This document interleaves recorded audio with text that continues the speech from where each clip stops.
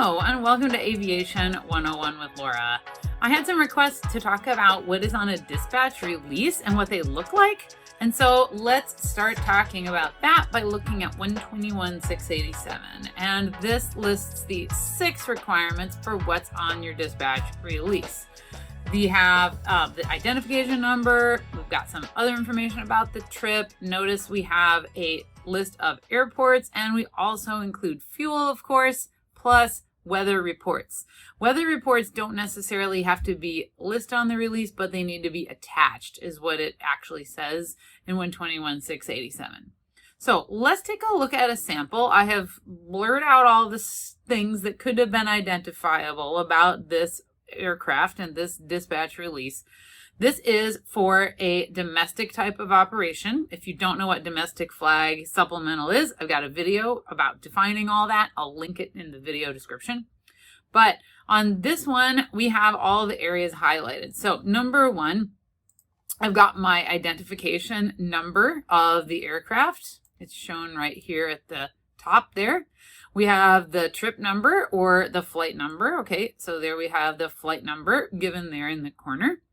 We have a summary of my airports that I'm going to be going to. I have here where it's going from, where it's going to. So it's going from Salt Lake City to San Jose. If we had a takeoff alternate, it would be here. If we had an alternate, it would be here. And if we had a second alternate, it would be right there, but it's not there. Okay, then we have got listed our type of operation, if it's IFR or VFR. Notice right there, we have IFR, and we also have actual IFR flight plan with the route that this flight was going to do. We also have a fuel summary section. So that's this boxed area right here. We have some taxi fuel. These are in pounds. Okay, the burn off, this is how much fuel it actually takes to get from Salt Lake City to San Jose. This is what the dispatcher has planned. The computer has given them and they've reviewed that. Fuel to get to the alternate. Remember, there was no alternate, so it's 0. The reserve fuel, so that would be normally our 45-minute reserve required for IFR flight operations for domestic rules. Got other videos on fuel regulations. I can link to those also in the description. This could be bumped up by the dispatcher, this reserve number. I don't know if they did. Hold fuel is nothing. They haven't got any planned. And then right here we have minto. You'll hear people say that. That's a minimum fuel that needs to be on the aircraft at takeoff. So there is your number right there. And then apparently they have, actually it says release fuel 8,900. So that's 8,900 pounds. The dispatcher has put in a little extra fuel for them to have like a buffer, I'm assuming. I'm not 100% sure why they did that. I had no idea what was going on with this actual flight. And then, so that's my fuel summary. And then you have the weather that is given right there on the bottom of the form. Okay. Notice we also have the other information, like what date it is and some other information. Now, all dispatch releases at various companies are going to look different. They might have a different information given, like different areas, but the information presentation could look different, but the information, these items required are going to still be there. So you will still see these. I was fortunate enough to actually help start a supplemental operation. And part of that was really cool. I got to set up our flight planning system. And they basically, when we were setting it up, said, what do you want your dispatch release to look like? Or your flight release, actually. We didn't call it a dispatch release because Supplemental doesn't have dispatchers. We've got another video I'll link to in the description about that. But under supplemental rules, I was designing the release, and I just have to make sure it has these 7 things on it. Okay. So let's look over a sample release for these things. So this one's a little extra, like we have to have the company name. We have to have the make and the model and the registration number of the aircraft. We have to have the date of the flight or trip number. We have to have the name of each crew member, flight attendant, and who's the PIC. And then other information is actually very similar to the domestic release I just showed you. Okay, so here we have an example. Now this company that I helped start is no longer in business anymore, but Dynamic Airways was the name of our charter operation. So there's the company or organization name. We have the aircraft registration and type of aircraft. We had a couple MD-88s when we started that operation. It has the registration number listed right there. We have a flight number. Here we have our flight number and of course the date of the flight, right?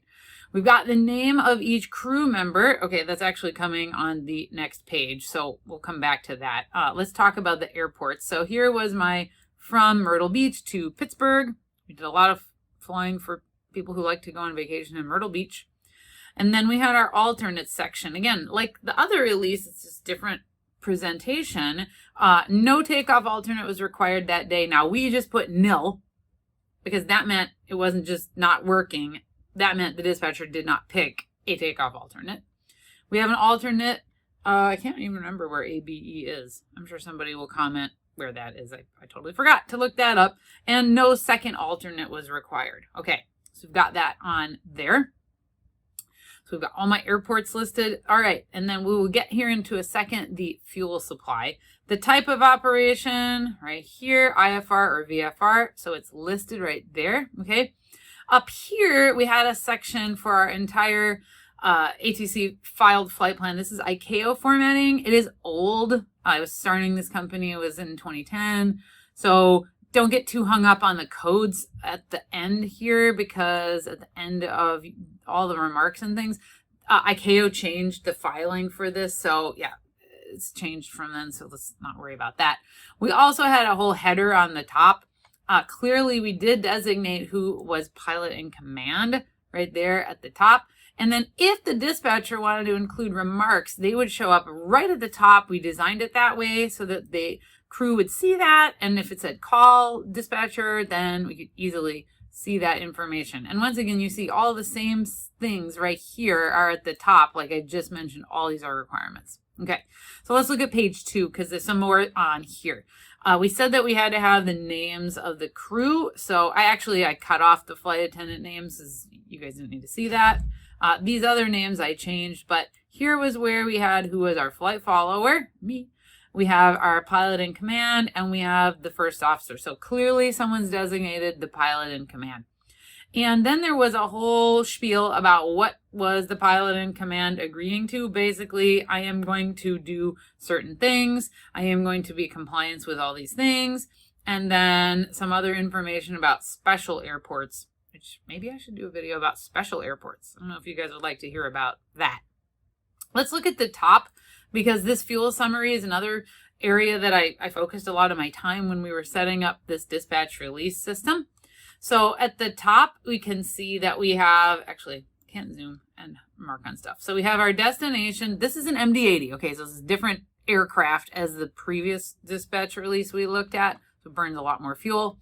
But we had a time column, a fuel burn column, again in pounds of fuel, and then how far it was and nautical air miles, okay? Then we had the alternate. So this one, the alternate was 39 minutes away. And that was going to be 5273 pounds of fuel for that 45-minute reserve. I like the time there, so it's specifically right there. Then we had no holding fuel put on board, no additional fuel. So you could add additional fuel for the crew if they wanted that as a dispatcher.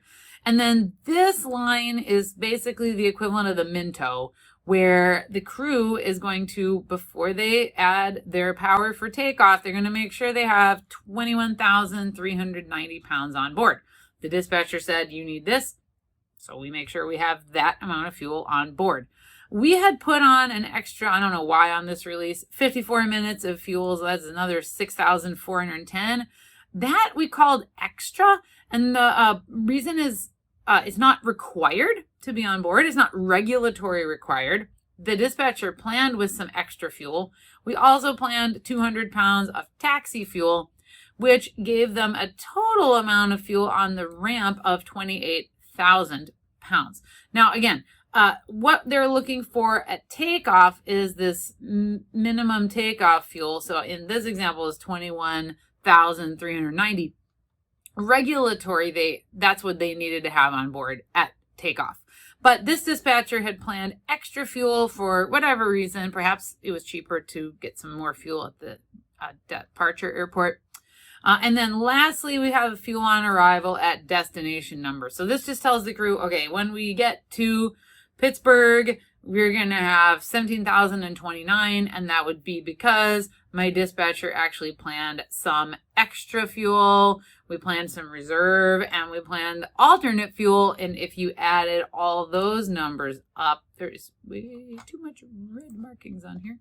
If you added up alternate, reserve, and extra, we would get this number here, the fuel on arrival at the destination. Again, it's just awareness for the crews to know. So, and those are all the things. The weather, I didn't actually add it on here, but if you look at this list of things required, the weather would be attached. We didn't have it on there, but yeah.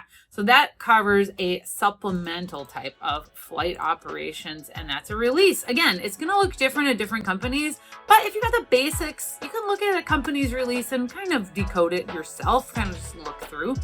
Thanks for watching. Don't forget to like and subscribe. And I hope that you guys enjoy this content. Give me comments. What else would you like to see? What other information about airline or other aviation operations? And have a fantastic day.